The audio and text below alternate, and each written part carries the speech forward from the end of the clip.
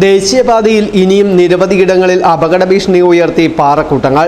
ശനിയാഴ്ച രാത്രിയിൽ ദേശീയപാതയിലേക്ക് വീണ കൂറ്റൻ പാറയിൽ നിന്നും തലനാരിഴയ്ക്കാണ് വാഹനയാത്രക്കാർ രക്ഷപ്പെട്ടത്.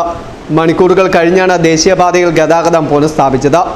ഓരോ മഴക്കാലത്തും ദേശീയപാത 183ലേക്ക് കുറഞ്ഞത് 15 ഇടങ്ങളിലെങ്കിലും മണ്ണിടിച്ചിലും കല്ലും വീഴുന്നത് പതിവ് സംഭവമാണ്. റോഡിലേക്ക് വീഴുന്ന കല്ലും മണ്ണും മരവും നീക്കുന്നതിന് നേതൃത്വം നൽകുന്നതും മണ്ണ് നീക്കുന്നതും ഫയർഫോഴ്സും പോലീസും നാട്ടുകാരും ചേർന്നാണ്.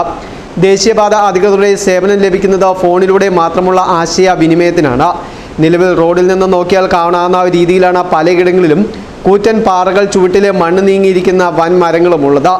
എന്നാൽ അപകട മേഖല കണ്ടെത്തുന്നതിനോ അതിന് പരിഹാരം കാണുന്നതിനോ യാതൊരു പഠനവും നിരീക്ഷണമോ നാളിതുവരെ ദേശീയപാത അധികൃതർ നടത്തിയിട്ടില്ല എന്നുള്ളതും യാഥാർത്ഥ്യമാണ്. ശനിയാഴ്ച രാത്രിയിൽ മലയുടെ മുകളിൽ നിന്നും കൂറ്റൻ പാറക്കല്ല് റോഡിലേക്ക് പതിച്ചിരുന്നു. ഈ സമയം വാഹനയാത്രക്കാർ ഒന്നും ഇല്ലാതിരുന്നതിനാൽ വൻ അപകടം വഴിമാറി. എന്നാൽ പാറ വീണ മണിക്കൂറുകൾ കഴിഞ്ഞപ്പോഴാണ് ദേശീയപാതയിൽ ഗതാഗതം പുനഃസ്ഥാപിക്കാനായത്.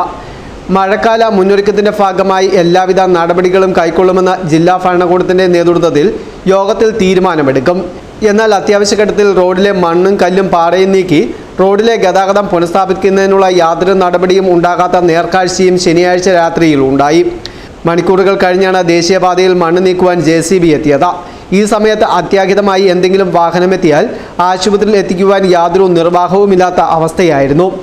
മഴക്കാല മുന്നൊരുക്കത്തിന്റെ ഭാഗമായി പാതയിലേക്ക് അപകട ഭീഷണിയുള്ള മരങ്ങളും കല്ലുകളും കണ്ടെത്തുന്നതിനും അവയ്ക്ക് പരിഹാരമുണ്ടാക്കുന്നതിനും ഒരു നടപടിയും അധികാരികളുടെ ഭാഗത്തുനിന്നും ഉണ്ടാക്കുന്നില്ലെന്ന് മാത്രമല്ല, ദേശീയപാതയുടെ പലയിടത്തും റോഡിന്റെ തിട്ടകൾ ഇടിഞ്ഞ് വൻ അപകടാവസ്ഥയിലായി നിൽക്കുന്ന ഭാഗങ്ങളിൽ പുനർനിർമ്മാണം നടത്തുവാൻ പോലും അധികാരികൾ തയ്യാറാകുന്നില്ല.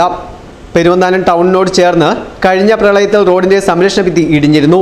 സമാനമായ രീതിയിൽ നിരവധി ഇടങ്ങളിലാണ് അപകട ഭീഷണി ഉയർത്തി തിട്ട ഇടിഞ്ഞു നിൽക്കുന്നത്.